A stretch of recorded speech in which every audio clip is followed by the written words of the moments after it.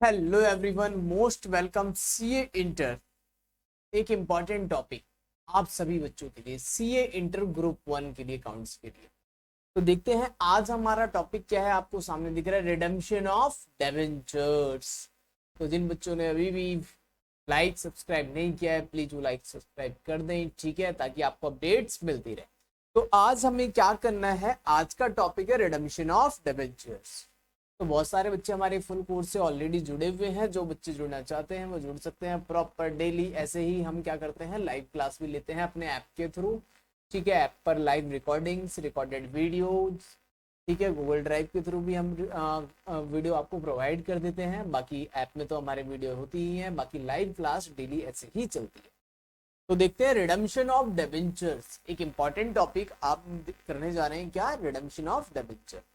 काफी आसान सा टॉपिक है। इस चैप्टर में आपको पढ़ना क्या है, सबसे पहले हम सीखेंगे रिडेम्पशन ऑफ डिबेंचर होता क्या है, कंसेप्ट क्या है रिडेम्पशन का, देन मेथड्स क्या क्या है रिडेम्पशन के, ठीक है। इसकी अकाउंटिंग एंट्री कैसे करते हैं, डिबेंचर रिडेम्पशन रिजर्व कैसे बनाते हैं, डिबेंचर रिडेम्पशन फंड्स कैसे बनाते हैं, ठीक है, इन्वेस्टमेंट कैसे मैनेज करते हैं। तो ये सारी चीजें हैं। Redemption of debenture mean debenture holder का पैसा वापस करने जा रहे हैं, ठीक है। तो ये एक्चुअल में होता कैसे, ये देखेंगे इसमें।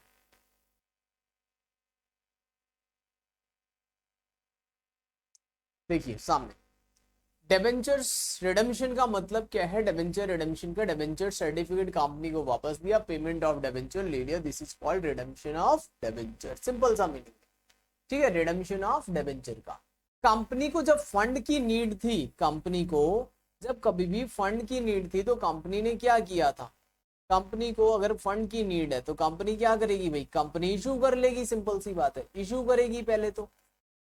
जब कंपनी के पास सफिशिएंट फंड आ गया, कंपनी को लगता है अब मुझे पब्लिक के फंड की नीड नहीं है, तो कंपनी क्या करेगी, डिबेंचर्स को रिडीम कर देगी। तो सिंपल सी बात है, डिबेंचर को कंपनी अब रिडीम कर रही है। तो रिडीम के टाइम पे क्या एंट्री करते हैं ये हम इसी, अकाउंटिंग कैसे होती है, रिडेम्पशन एट पार पे होती है, एट प्रीमियम होती है, डिस्काउंट होती है, ये सीखेंगे। तो रिडेम्पशन एट पार होती है, एट प्रीमियम होती है, बट एट डिस्काउंट नहीं होती। रिडेम्पशन जो भी है कंपनी की डिबेंचर्स की, वो एट पार होगी, एट प्रीमियम होगी, बट एट डिस्काउंट नहीं होगी। देखते हैं methods of redemption of debentures क्या है बच्चों। मेथड ऑफ रिडेम्पशन की, मेथड ऑफ रिडेम्पशन क्या है डिबेंचर्स के, ठीक है।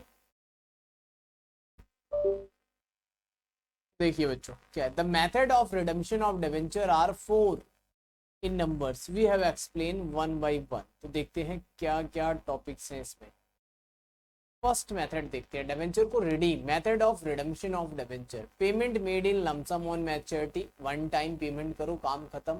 Payment made in installment, installment का मतलब है जो भी हमारे ऊपर लोन्स लायबिलिटी हैं कंपनी के ऊपर, वो इंस्टॉलमेंट्स में हम डिबेंचर होल्डर को वन बाय वन एक इंस्टॉलमेंट्स बना ली, उस इंस्टॉलमेंट में हम क्या कर रहे हैं बच्चों, डिबेंचर्स को रिडीम कर रहे हैं, ठीक है। अगला पार्ट है बच्चों, purchase of debentures from open markets, okay, conversion into share and new debentures. ये 4 मेथड है हमारे पास, ठीक है। देखते हैं, जरा ध्यान से समझना।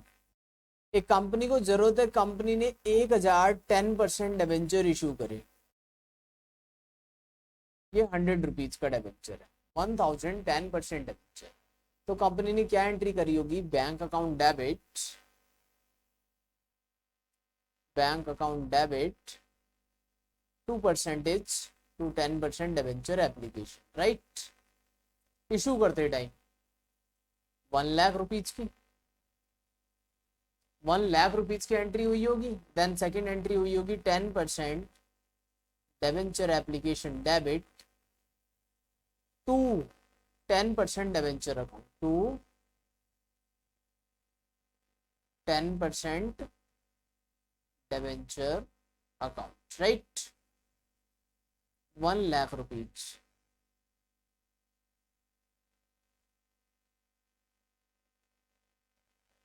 ₹1 लाख की हमने डिबेंचर इशू कर दी, कभी ना कभी तो वापस करोगे इनके।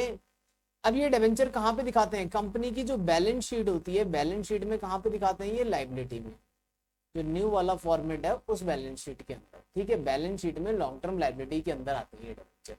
ये लाइबिलिटी कभी ना कभी तो पे करनी है, पे करने के लिए क्या करना है, पेमेंट कर दो, वापस कर दो। अब वापस करने के लिए मैं इन डिबेंचर्स को खत्म करूंगा, 10% डिबेंचर को हम खत्म करेंगे, तो क्या एंट्री करेंगे? तो मैं एंट्री लिखवाता हूँ, payment made in lump sum on maturity, payment made in lump sum on, अभी लिखते हैं एक साथ ही लिखते हैं, ठीक है। फिर पेमेंट मेड इन इंस्टॉलमेंट, एक ही बात है। फिर purchase debenture from open market, फिर conversion into share and new debenture. पहले इसको समझ लेते हैं, ठीक है। फर्स्ट क्या है हमारा, payment made in lump sum on maturity. इसका मतलब बच्चों जब भी टाइम आएगा रिडम्पशन का, एक बार में हम पूरा पैसा आपका वापस कर देंगे, 1 लाख। सिंपल सी बात है, जब भी टाइम आएगा मैं 1 लाख रुपीज वापस करूंगा। एंट्री में क्या कर दूंगा यहाँ पर, 10% डिबेंचर डेबिट, डिबेंचर खत्म, to debenture holder, to debenture holder. अभी मैं एंट्री लिखवा दूंगा, अभी मत लिखना कोई भी, तो बाद में लिखेंगे, ठीक है। इसको जस्ट मैं आपको समझा रहा हूँ। फिर debenture holder debit to bank, debenture holder debit to bank, normal entry करेंगे,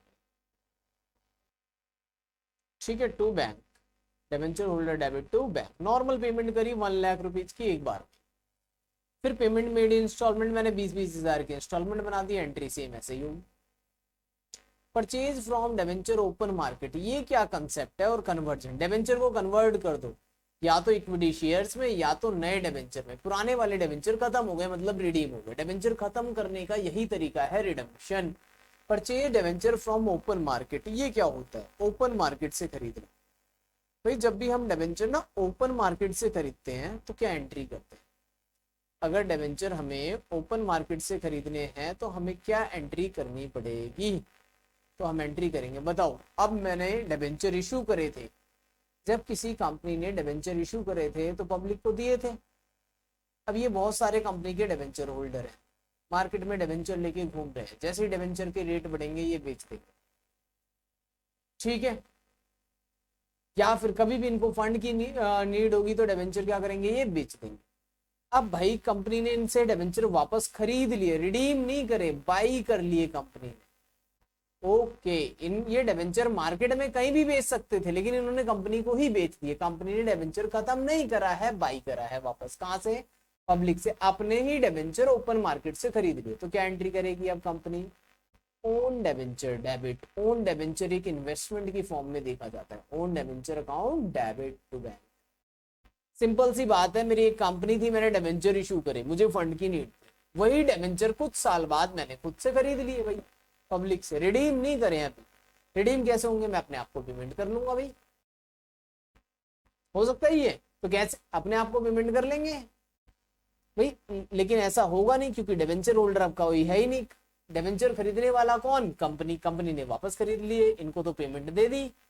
अब कंपनी अपने पास कैंसिल आउट कर लेगी डिबेंचर्स को ओन डिबेंचर से, डिबेंचर को कैंसिल कर देगी किससे? ओन डिबेंचर से। ओन डिबेंचर एक एसेट्स होता है बच्चों, ठीक है। ओन डिबेंचर क्या होता है? एसेट्स होता है। डिबेंचर होल्डर को पेमेंट देते हैं, तो एंट्री क्या लिखते हैं? Own debenture account debit to bank account, ठीक है। आई होप यहां तक आपको समझ में आया होगा। तो कुछ कंसेप्ट और देखते हैं बच्चों आगे। देखिए, redemption of debenture, debenture are usually redeem, that is either redeem in a cash or convertible after a time period. Redeemed debenture, redeemable debenture may be redeemed after a fixed number of year. भाई मैंने कोई debenture 10 साल के लिए ही issue करा था, 10 साल बाद मैं इनको रिडीम कर लूंगा। Any time after certain number of year has elapsed since their issue, और या फिर गिविंग अ स्पेसिफिक नोटिस दो और डिबेंचर को क्या कर लो? रिडीम कर लो।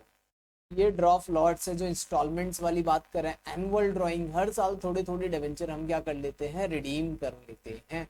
तो ये कुछ पॉइंट्स हैं इंपॉर्टेंट जो डिबेंचर्स के लिए इंपॉर्टेंट है। इसके अलावा और भी है, हम डिबेंचर ओपन मार्केट से भी तो परचेज कर सकते हैं, purchase from open market at discount price, market at discount price. हमारे डिबेंचर पब्लिक के पास हैं, हमने ओपन मार्केट से खरीद लिए भाई, स्टॉक एक्सचेंज से, खत्म बात। पब्लिक के पास है, पब्लिक बेचती भी तो है, जैसे आप शेयर खरीदते बेचते हैं वैसे डिबेंचर भी खरीदते बेचते हैं। कंपनी नहीं वापस खरीद लिए ओपन मार्केट से, बाद में कैंसिल आउट कर लेंगे। तो उन सबकी एंट्रीज हमें सीखनी है कि जर्नल एंट्री कैसे होती है, ठीक है। आगे देखते हैं कुछ। डिबेंचर रिडेम्पशन रिजर्व, बच्चों डिबेंचर रिडेम्पशन रिजर्व DRR क्या जरूरत है इसकी? अ कंपनी इशू डिबेंचर में be required to create a debenture redemption reserve भी बनाना पड़ेगा। Account out of the profit, जितना प्रॉफिट है उसमें से 4, ठीक है, जो भी आपके पास प्रॉफिट है उसमें से क्या करना पड़ेगा, जो प्रॉफिट अवेलेबल फॉर डिस्ट्रीब्यूशन है, मतलब जो जनरल प्रॉफिट है उसमें से डीआरआर भी बनाना पड़ेगा, ठीक है। A company issue debenture may be required to create a debenture redemption reserve out of the profit available for distribution of dividend, and amount credit to such account cannot be utilized by the company for any other purpose। एक बार आपने DRR में डाल दिया, उसको other purpose के लिए use नहीं कर सकते, except for redemption of debenture. देखो हर साल जब कोई कंपनी डिबेंचर इशू करती है, इसका मतलब कंपनी ने पब्लिक से पैसा ले लिया, लोन ले लिया। लोन ही तो एक तरीके का लोन एविडेंस ही तो है, ये है क्या डिबेंचर, और कुछ नहीं। 10 लाख रुपए के हमने डिबेंचर इशू करे, मतलब हमारे ऊपर 10 लाख रुपए की लायबिलिटी। हर साल हम कुछ ना कुछ अमाउंट डीआरआर में डालते रहेंगे अपने प्रॉफिट से। ये क्या होगा, डीआरआर में एक रिजर्व बन जाएगा, इस अमाउंट को हम कहीं डीआरआई की फॉर्म में कन्वर्ट कर देंगे, मतलब इन्वेस्ट कर देंगे, डिबेंचर रिडेम्पशन इन्वेस्टमेंट। हर साल थोड़ा थोड़ा सा पैसा मैंने इन्वेस्ट कर दिया, अब 10 साल बाद जब इनको रिडीम करने का टाइम आएगा, उस इन्वेस्टमेंट को बेचेंगे और रिडेम्पशन का डिबेंचर होल्डर को पेमेंट कर देंगे। थोड़ा थोड़ा अमाउंट मतलब हर साल सेव कर लेना है, वही लिखा है। डीआरआर में डाल दो, उसको यूटिलाइज नहीं करना for any other purpose except redemption of debenture. Such an arrangement would ensure that the company will have sufficient liquid funds. Okay, the redemption of debenture at the time they fall due for payment, an appropriate amount is transferred from profit every year। appropriate amount transferred to DRR in every year। debenture redemption reserve, its investment is termed as debenture redemption reserve investment या फिर debenture redemption fund। पढ़िए एक बार इसको दोबारा से अच्छे से, ठीक है बच्चों। आगे देखते हैं कुछ। Balance in debenture redemption reserve. Balance का क्या करते हैं, when the company decide to establish the debenture redemption reserve, DRR बनाने की सोच ली। वैसे किसी भी बैंकिंग कंपनी को या फाइनेंशियल कंपनी को, जो फाइनेंशियल इंस्टीट्यूशन है या एफआई वाले या एनबीएफसीज हैं, इनको डीआरआर की रिक्वायरमेंट नहीं है। इनको डीआरआर की, जो आरबीआई रेगुलेट करती है, उनको भी डीआरआर बनाने की रिक्वायरमेंट नहीं है। Other unlisted company 10% of the outstanding debentures का क्या करती है, डीआरआर बनाती है। तो देखते हैं क्या करना है। When the company decide to establish the debenture redemption reserve, account the amount indicated by the debenture redemption reserve table is credited to the DRR account and debit to profit and loss। okay, मतलब बनाएंगे तो entry क्या करेंगे, PNL debit to DRR. ये लिखा हुआ है, देखो क्या लिखा हुआ है, डिबेंचर रिडेम्पशन रिजर्व क्रेडिट कर दो और डेबिट कर दो किसको, पीएनएल को। सिंपल सी बात है। हर साल प्रॉफिट में से थोड़ा सा पैसा उठा के कहां पे डाल दो, डीआरआर में। फिर इस डीआरआर का करना क्या है, ये अमाउंट सेट असाइड कर लिया हमने। सेट असाइड करने के बाद एक इन्वेस्टमेंट खरीद लो, उसको बोलते हैं DRI, debenture redemption investment, debit to bank. हर साल इस पे इंटरेस्ट मिलता रहेगा और हमारा डिबेंचर रिडेम्पशन रिजर्व बढ़ता रहेगा।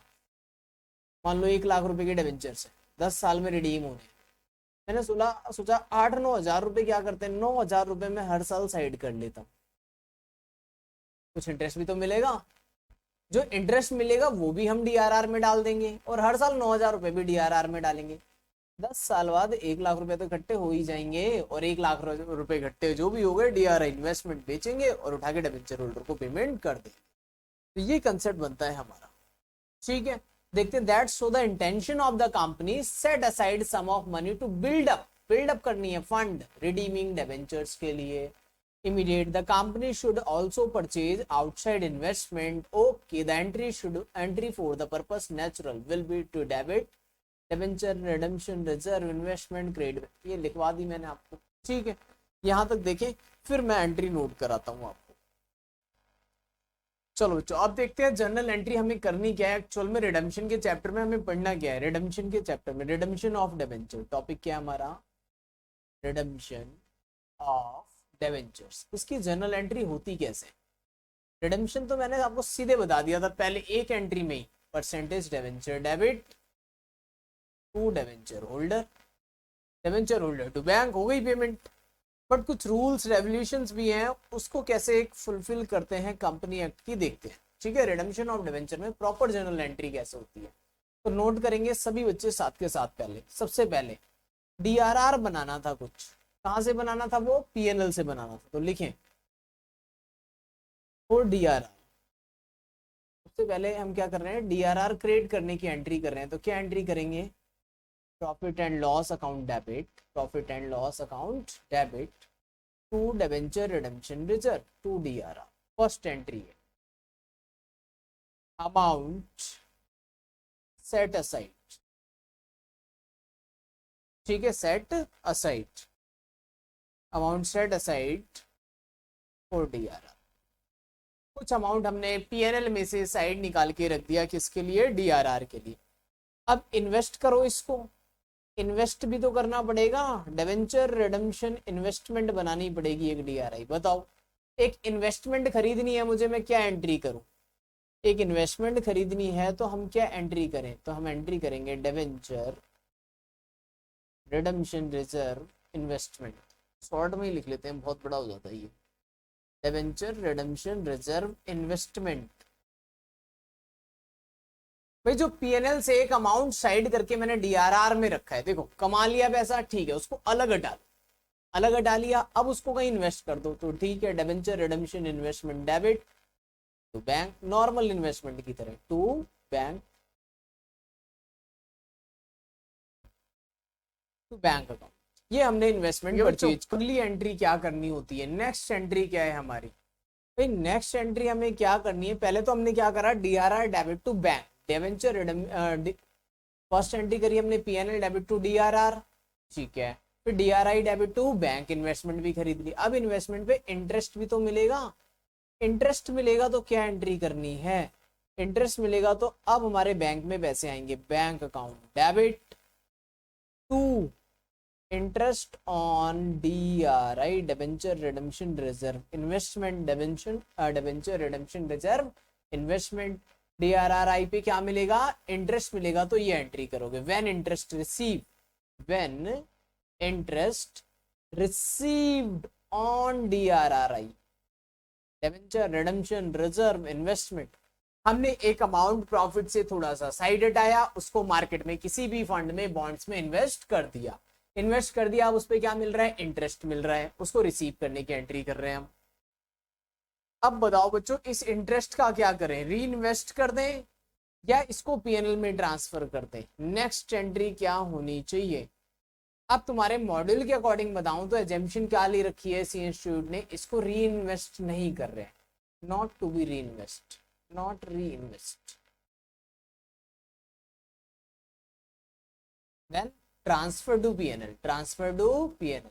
इंटरेस्ट को हमने डीआरआर में नहीं डाला, री इन्वेस्ट नहीं करा, क्या करा हमने, इसको पीएनएल में ट्रांसफर कर दिया। तो एंट्री क्या होगी, interest on debenture redemption reserve investment debit to PNL, normal सी एंट्री, ठीक है। ट्रांसफर करना होता तो यहाँ पे नीचे डीआरआर लिख देते, नो प्रॉब्लम, ठीक है। आई होप यहाँ पर तक आपको समझ में आया होगा। अब डिबेंचर एंट्री कैसे होती है, आगे की एंट्री। अब देखो रिडेम्पशन की एंट्री होगी कैसे, ये तो हमने डीआरआर बनाया और डीआरआर। अब आ गया रिडेम्पशन का टाइम। ये एंट्री ऊपर वाली जो मैंने लिखवाई वो हर साल होती रहेंगी, डीआरआर बनता रहेगा, डीआरआई चलता रहेगा, ठीक है। हर साल थोड़ा थोड़ा पैसा प्रॉफिट में से अलग हटाना है, डिबेंचर रिडेम्पशन रिजर्व में डालना है, देन क्या करना है आपको, उसको इन्वेस्ट भी कर लेना है। अब रिडेम्पशन का टाइम आ गया, अब जो इन्वेस्टमेंट करी आपने वो बेच दो, bank account debit to debenture redemption reserve investment. Investment को क्या कर दो, जितनी भी इन्वेस्टमेंट है उसको क्या कर दो भाई, सोल्ड कर दो। तो bank account debit to debenture redemption reserve investment, normal entry, ठीक है।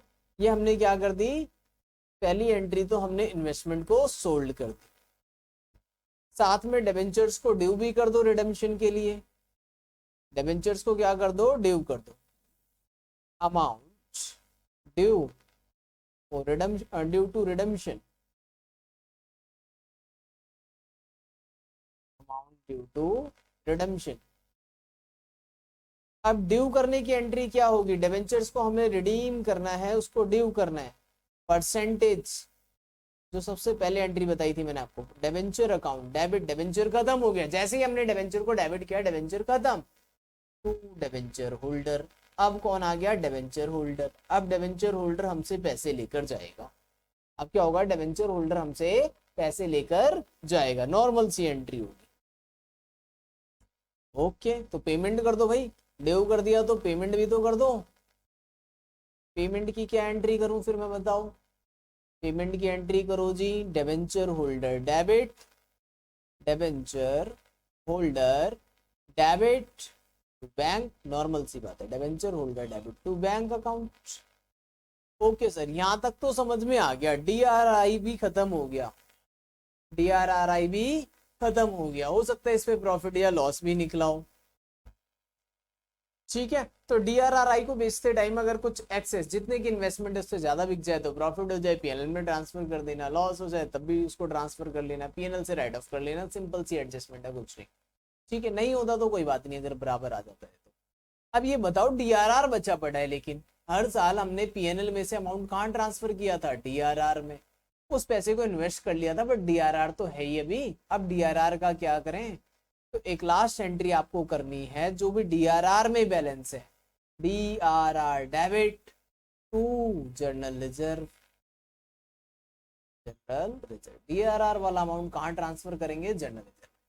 अच्छा, at a time of DRRI अगर आपने बेचा और इस पे प्रॉफिट या लॉस हो गया, प्रॉफिट हो गया या लॉस हो गया, अगर आपने डीआरआर में ट्रांसफर कर दिया है तो बचा हुआ अमाउंट जनरल रिजर्व में डाल देंगे, कोई दिक्कत नहीं है। वैसे तो उसको पीएनएल से राइट ऑफ भी कर सकते हैं, कोई दिक्कत नहीं है, सिंपल। तो debenture redemption reserve debit to journal reserve, last entry क्या होगी हमारी, DRR debit to journal reserve. ठीक है, तो ये नॉर्मल एंट्रीज हैं जो मैंने आपको लिखवा दी, इसके अलावा भी मैं आगे लिखवा देता हूँ। ठीक है, ये नोट कर लीजिए, फिर हम आगे लिखते हैं। आगे हम लिखेंगे परचेज फ्रॉम ओपन मार्केट वाली एंट्री। ठीक है, ये नोट कर लिया। ठीक है, फटाफट से लिखते हैं, ओन डिबेंचर की कहानी क्या है। ओन डिबेंचर ये क्या चीजें हैं, ओन डिबेंचर, देखो भाई, अपने डिबेंचर इशू कर रखे हैं हमने मार्केट में, अपने ही डिबेंचर में ओपन मार्केट से खरीदने जा रहा हूं, क्या एंट्री करूंगा भाई, own debenture debit, own debentures debit to bank, normal entry, own debenture debit to bank. ये थोड़ा सा हमने सस्ता खरीद लिया होगा, सस्ते थे जब ही कंपनी ने क्या करा, परचेज कर लिया। अब कैंसिल करते टाइम क्या करेगी, जब ये डिबेंचर कैंसिल होंगे, ओन वाले डिबेंचर क्या होते हैं, कैंसिल होंगे तो क्या एंट्री होगी, percentage debenture account debit to debenture holder, नहीं आएगा, अब क्या आएगा, own debentures. Okay sir, at par premium होगा तो वो अकॉर्डिंग टू गिवन क्वेश्चन लग जाएगा, ओन डिबेंचर्स। अब अपना डिबेंचर जनरली जब मैंने इशू किया था बच्चों, वो था 100 रुपए का, जब इशू करा था तब कितने का था, 100 का, बट मैंने उनसे खरीद लिया 95 में। अब बताओ, 100 का डिबेंचर रिडीम हो रहा है, खत्म हो रहा है, बट ओन डिबेंचर कितना है, 95, गेन ऑन कैंसिलेशन, क्या लिखोगे यहाँ पर, टू गेन ऑन कैंसिलेशन।